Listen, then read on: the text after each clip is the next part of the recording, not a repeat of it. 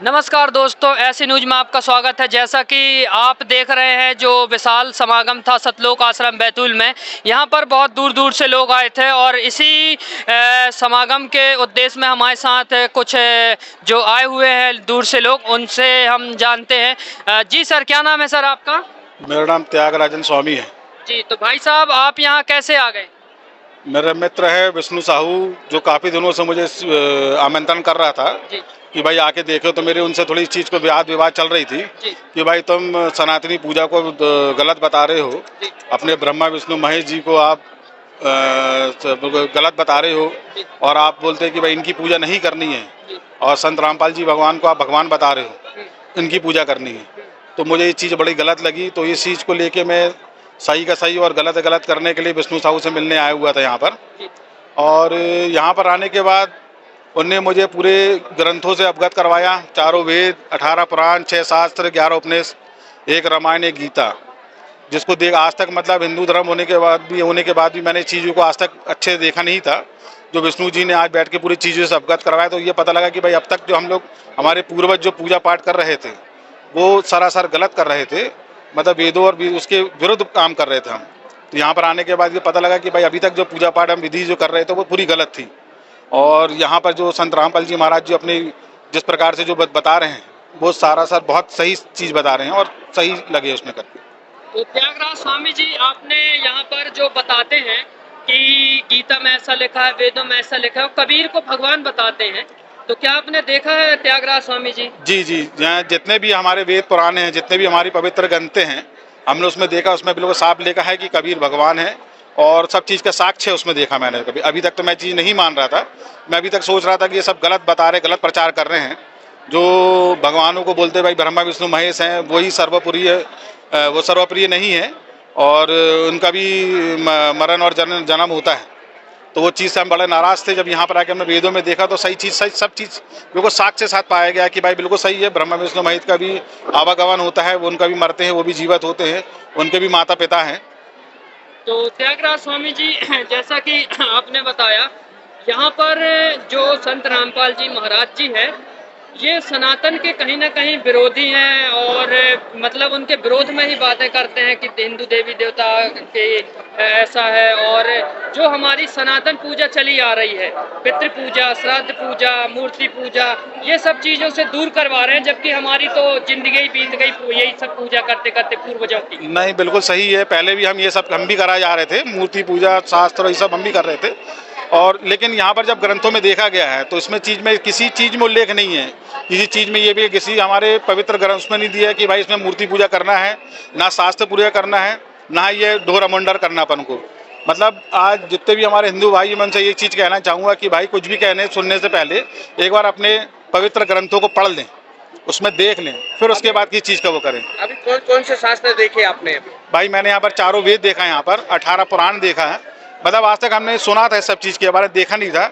हमारे 6 शास्त्र देखे हमने, 11 उपनिषद देखे, एक रामायण, एक गीता, और भी हमारे दूसरे धर्मों के भी उसमें देखा। सब में ये पाया गया है कि भाई संत रामपाल जी भगवान जो यहाँ जो भक्ति विधि बता रहे हैं, बिल्कुल बढ़िया बता रहे हैं, एक नंबर का बता रहे हैं। किसी प्रकार कहीं कहीं झोल छोल नहीं है उसमें।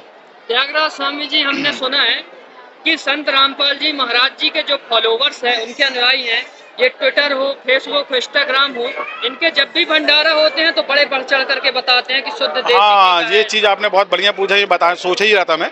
इसके पहले मैं कई भंडारों, कई उसमें गया हूँ, देश विदेश में भी गया हूँ मैं। लेकिन वहाँ सब भंडारों में देखा हूँ कि भाई हर प्रकार का नशा करते हैं लोग वहाँ पर, और भंडारे में अराजकता बहुत ज़्यादा फैली होती है। वहाँ पर हर प्रकार का नियम कायदे कानून तो कुछ रहता ही नहीं है।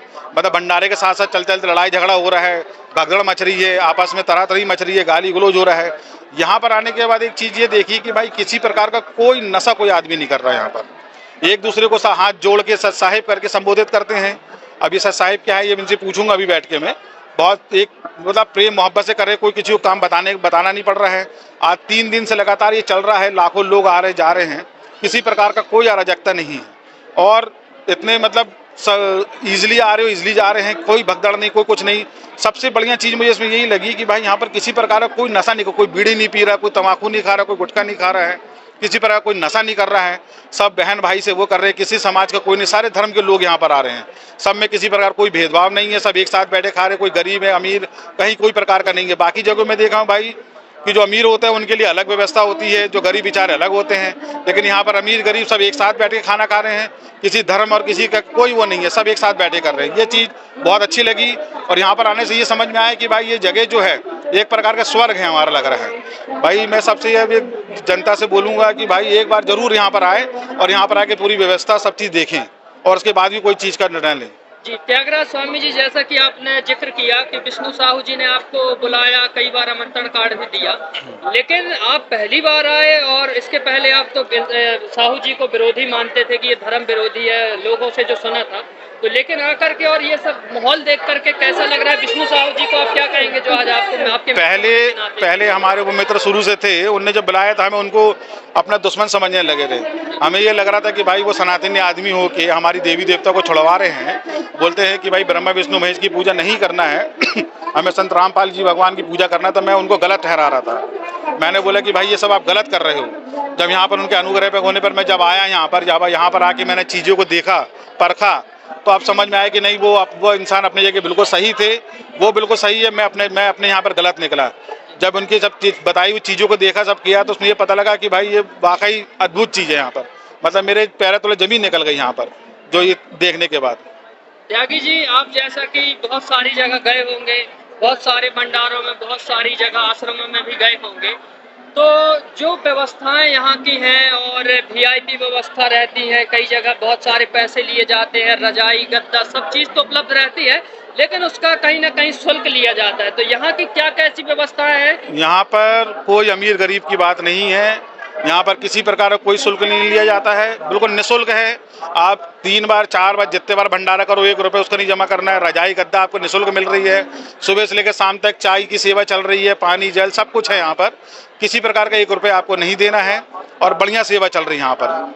जी, तो अपने जो भी हिंदू भाई हैं और सनातनी भाई हैं उनको भी आप क्या कहना चाहेंगे त्यागी? मैं उनको हाथ जोड़ के कहना चाहूँगा कि एक बार संत रामपाल जी भगवान के यहाँ पर भंडारे में जरूर आए, अपने जो उनकी जो आंखों में जो पट्टी पड़ी है वो पट्टी को यहाँ पर आने के बाद अपने आप खुल जाएगी और यहाँ पर आने के बाद उनकी आंखें खुल जाएगी, जो ज्ञान है वो समझने के बाद वो समझ जाएंगे भाई क्या चीज़ क्या सही है क्या गलत है। स्वामी जी, हमें एक बात खटकी कि इनके जो न्यायी हैं संत रामपाल जी महाराज जी को भगवान बताते हैं, जबकि वो तो आम इंसान है, भगवान कैसे हो सकते हैं? भाई अगर वेदों के हिसाब से देखा जाएंगे, अगर हम अपने चारों ग्रंथों में पढ़ेंगे उसमें वेदों में, तो उसमें संत रामपाल जी का भगवान का रूप दिया हुआ है, कबीर साहब को किया हुआ है, संत रामपाल जी उसके हिसाब से भगवान है भाई जी।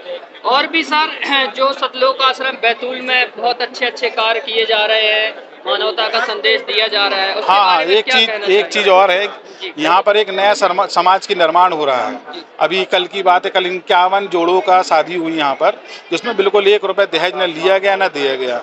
ये सर्वे बहुत से अच्छी चीज लगी कि आज दहेज के चक्कर में काफी हमारी बहन बेटियां जो है उनका घर परिवार बर्बाद हो रहा है, और यहाँ पर बिना दहेज की शादी जो प्रथा चालू हुई है, ये समाज को एक नए युग की ओर ले जा रही है और एक नया समाज का निर्माण होने वाला है। आपने यहाँ देखा गलत भ्रांतियां संत रामपाल जी महाराज जी के बारे में फैली है, तो क्या आप अपने समाज में जाएंगे तो उनको क्या नहीं कहेंगे? मैं जो मेरे जानने पूछने वाले जो लोग हैं उनसे जाके बताऊंगा कि अभी तक जो अपन सुन रहे थे, जो समझ रहे थे, वो सब गलत चीज़ थी। यहाँ पर एक बार जरूर आए और यहाँ पर आके बैठ के देखे समझे तो जो पता लगेगा कि भाई क्या चीज़ सही है क्या चीज़ गलत है। संत रामपाल जी भगवान वाकई भगवान है और पूजनीय है यहाँ पर।